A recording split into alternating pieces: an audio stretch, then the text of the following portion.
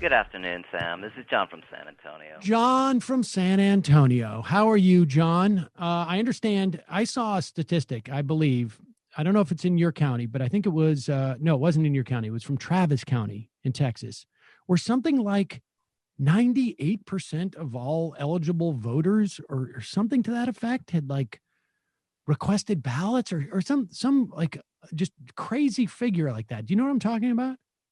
Yeah, Travis County, which is the county that Austin is in, is 97% of voters are actually registered to vote. Wow. Okay. That's what it was. That's Was pretty impressive. is that where the Lake Travis boat MAGA boat parade was? Yes. Yeah. Yeah. There you go. Oh yeah. Yeah. So I'd like to talk about some prominent progressives running in swing districts, and I'd like to debate you on whether the Democrats should have boycotted the Barrett hearing. Well, if you want to debate me, this is what you have to do, John. You have to fly to my location. You have to come here into a closed room with two other people that are off camera who may or may not have COVID, and you need to sit there for 2 or 3 hours, and then I'll put you up at a motel. Okay. Okay. So progressives Cori Bush. Do you know what I was Jamal Bowman. sort of joking about a little argument I got into with Tim Pool, who yeah. All right. Okay. I try for a little brevity, but I'm so sorry. Progressives Cori Bush, Jamal Bowman, Mondaire Jones, and Maureen Newman won their primaries in 2020 and are expected to coast to easy victories in their general election matchups. The biggest complaint that centrists have about progressives is they can't win in swing districts. NBC News House of Representatives specialist Dave Wasserman put up a tweet on October 7th saying, "A big deal. Polling shows that moderate suburban vote in Omaha's, Nebraska's second district, which encompasses Omaha, that they're very open to voting for Biden, but reluctant to vote for a progressive single-payer Dem versus Bacon," referring to Don Bacon, the incumbent Republican congressperson. So here's my response to Wasserman. Kara for Congress, referring to Kara for Congress, referring to Kara Eastman, who you interviewed on Ring of Fire on October 18th of last year, worked extremely hard, and Democratic voters in Nebraska's second district chose her over the centrist candidate in both 2018 and 2020. You rate this race as a toss-up. Polling has been closed for over a year now. Eastman only lost by 2 points in 18, and Eastman can win this race. So Kara Eastman supports Medicare for all and has other good issue sets on the environment, restoring democracy, income inequality, and other important issues. 4 of the top old school forecasters rate this race as a toss-up, while 2 have it as lean Republican. FM3 Research has a Democratic internal poll, has Eastman up by a 2-point over Bacon, and has a 23-point lead among those who have already voted. So in New York's 24th district, which encompasses the Syracuse area, Dana Balter, who ran in 2018 and lost by 5 points in a district that Clinton won by 4 points in 2016. Balter supports Medicare for all. She states on our website, "We need to rid of our system of the influence of money. It's time to build an economy that works for everyone with better paying jobs, long-term economic growth, and a fair tax system." So Dana Balter leads in the only nonpartisan poll conducted by Siena College in late September by 2 points. Working Families Party candidate Steve Williams is also on the ballot, despite the party wanting to replace Williams with Balter after the June 23rd primary. Williams received 6% of the Siena poll. So according to the Siena poll, Balter leads by 21 points in Syracuse, while the cult of Trump party, John Katko, leads by 1 point in the rest of Onondaga County and is leading by 2 points in Cayuga, Oswego, and Wayne counties.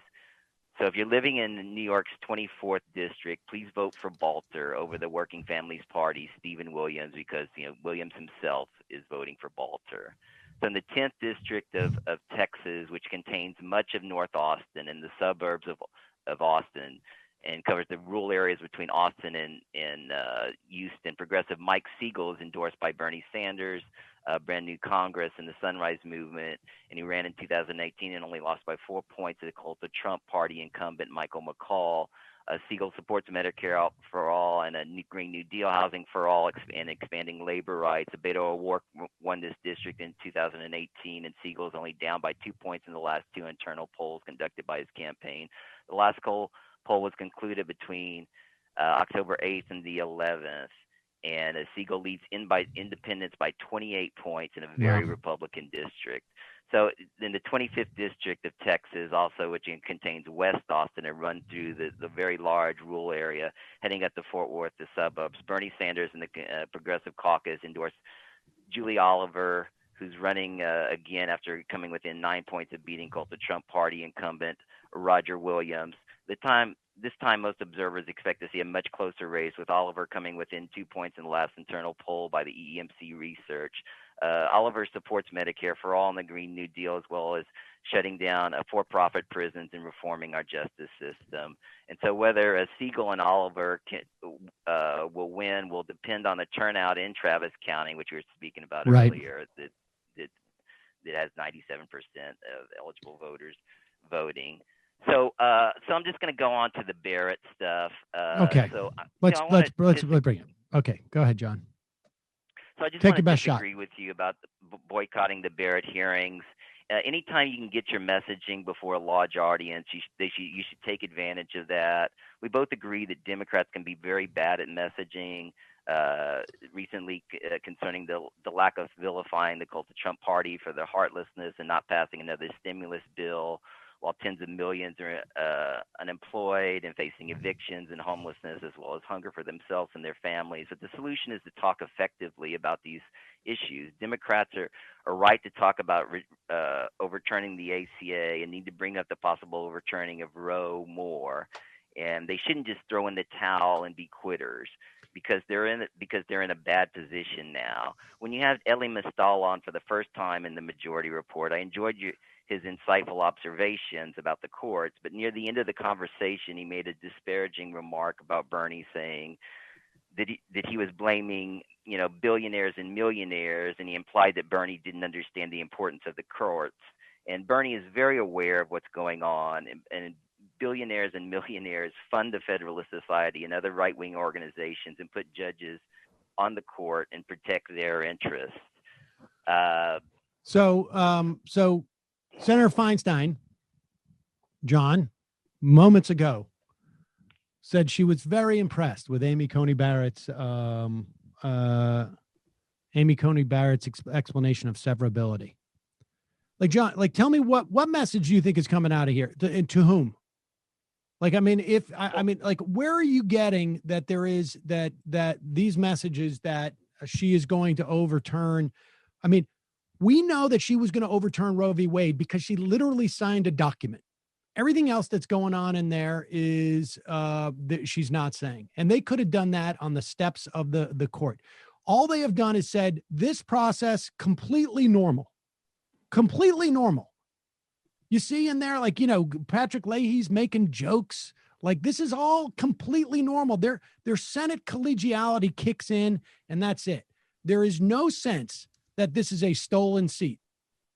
There is no sense that this is all a function. She is going to get passed through, and the implications of this are, it is the medium is the message, and the message that has come through here is just another typical hearing, just like we've had for decades.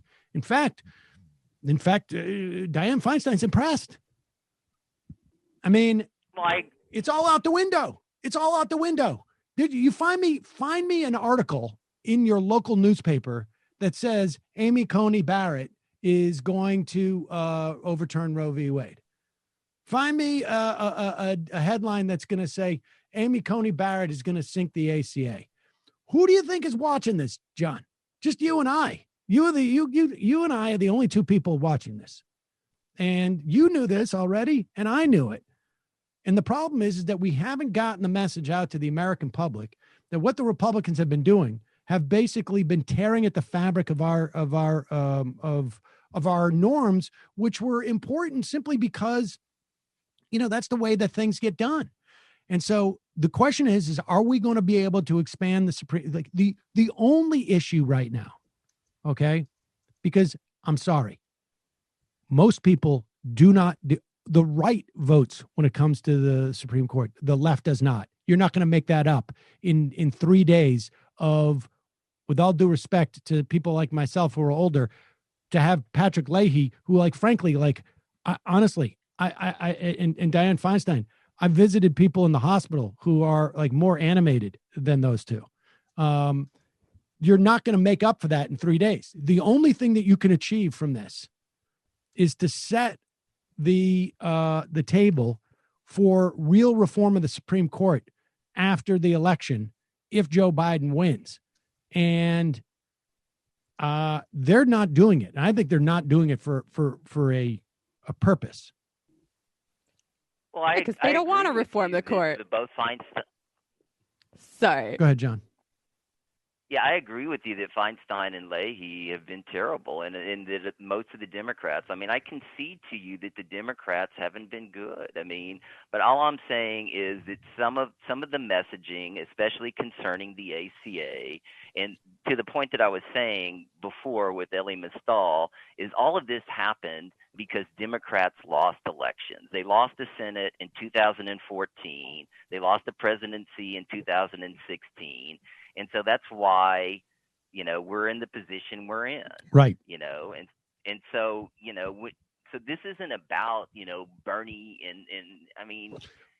I don't get hung up on some afterthought that he said, I don't know, 3 months ago or something like that. I mean, Elie Mystal, believe me, there's no vote going to be taken based upon what Elie Mystal said in the last 30 seconds as he signs off on the show. I mean, that's not.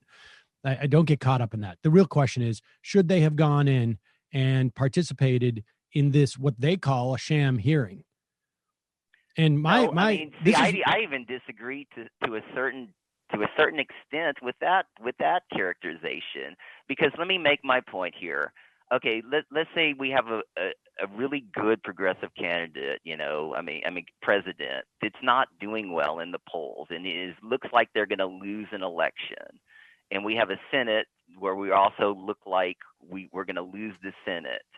And they have a Republican judge who dies. Are you really going to hold, or just a conservative judge who dies, are you going to hold to your convictions and say all the norms, we're going to hold up all these norms when the damage is going to be caused when they get their pick in the next year? So, no, all I'm no, saying, of course I'm not. But this is politics.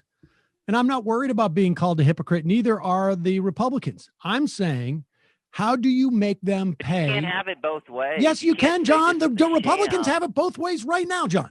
The Republicans have it both ways right now. And the question is, are they going to pay a political price for this? Like, you can have it both ways. It's just going to cost a little more. But the Democrats are saying, in fact, no, you can have both ways and it's not going to cost you anything. And that's what they're not. They're not saying that. They're putting, like, have you actually watched? I mean, I know you've watched. Yes, some of this. I've watched every. It's been a proxy for the ACA. I have seen that. ACA. But John, none of that's getting out. How many millions of people do you think are watching this? None. Well, there's only one message. They would be on the top of the stairs. There's only one message. I think a lot more than you appreciate. John, there's only one message that you need to get out of this. There's only one message, and that is, this is a sham. It's a sham. Yeah, why is it a sham? It's a sham because first off, they stole a seat. They are ramming. Why did they steal a seat? Why did they? I mean, would it have been better if Merrick Garland would have gotten a full hearing and they would have voted it down? Would it still be a sham? It would have been less so. Yeah. Really? Yeah. So we should just go back to the old days. Well, the old days were, okay, Republicans won elections. They get to pick their judges, and we don't get to vote their picks down no matter how bad they are. John, the idea that there's going to be a renewed understanding of the ACA's precariousness under this administration, because somewhere between Dianne Feinstein saying she was impressed by the question of severability, the chairman of the committee has basically said, your talking point, John, invalid. That's what she just said. When she says severability is, I'm impressed by the way you're talking about severability, she just undercut the entire exercise. If it was all about the ACA, she just undercut it. She's the chair of the committee.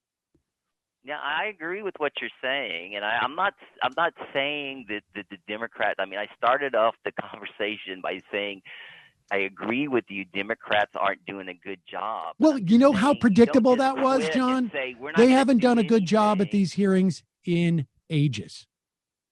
And so I mean, that's why we both want to see more progressives elected, and and that's what we're both fighting for. Right. No, but we're talking about this specific. Right. And with the people that we have right now, they should have never walked into that room. Never. It was so predictable. I think you underestimate what is the polling on Amy Coney Barrett? What is the polling? It's pretty bad. No, it is not. Yesterday. Well, today it's much better for her. Right. And part of that, you know what that tells me? Didn't do a good Failed job, strategy. Failed strategy. Should not have walked into the room. Failed strategy. And all they would have heard is Republicans praising her, and there would have been nothing to contradict to her. Exactly. And people would have been like, that's just the Republicans praising her. They would have also seen 10 Democrats, 12 Democrats standing on the steps of the Senate going like, whatever's happening in there is invalid. Not everybody is I mean, you're very precise and you do a great job. That's why I admire you so much. Don't get ad hominem on me, John. Well, I mean, you're very knowledgeable, but not everybody is like that. People just I agree. tune in at random times and to a person who may not be as motivated when they hear Amy Coney Barrett saying, I don't know about a transfer of power. I don't know about that. I don't know if the Social Security and Medicare are constitutional. John. They didn't know that before yesterday. John. What is the measure as to whether this was a success, them going in there? How can you possibly measure it? The only way you can measure it is polling on her confirmation. And just Google it right now. All the polling right now is coming out. She's up. It was a failed strategy. Okay. Well, I mean, I think it's a failed strategy to be a quitter. That's what I think the theme would have been. Democrats basically are quitters here. They won't even show up to something. I mean, the fact is. Okay, John. All right. So here. Let me tell you how it works with messaging. Democrats won't show up to something. Why? Right, because they're going to say it's a sham. Oh, because it's a sham? It's a sham? Oh, wow. Why is it a sham? Yeah, I mean, I just don't. That's the way that messaging works. That's the way the messaging works. You put out you make people pay attention to something because it's so look, it's why impeachment worked and why they should have gone further. Because as soon as the Democrats say what he's doing is impeachable, people go like, whoa, this is different. Why is it impeachable? Yeah. It's impeachable because X, Y, Z. I mean, look at all this. The reason why this, whatever the Burisma thing that the New York Post is pushing today is not going to work is because of that impeachment. Yeah, no, I'm not saying, I mean, I agree with you on many points. I agree with you, but all I'm saying is you just can't throw in the towel and say, we're not going to throw in the towel. I'm talking about fighting. I'm talking about fighting. I'm talking about fighting. Going there and asking her questions that she's not going to answer is that to me is the quitter's move. I'm talking about fighting. They're not fighting. They're just going with the flow. Well, Yeah. I agree because they're not fighters. I mean, but Well- I mean, you know, when they talk about the ACA, John- that motivates. That's the, you know, I wish it was Medicare for all. I understand what you're saying. I know what you're saying, but candidates can do that. They're doing that every day. They don't need to have, they don't, you know, and they don't need those senators to be in that room and have her answer every single question with like, I can't answer that, but I'll do my best. I'm an important jurist, and have, you know, Dianne Feinstein say, I'm impressed. That's not helping the ACA argument. But I appreciate the call, John. All right. This one, I think we have to agree, though, that you're wrong. But, oh, I got to go. Sorry.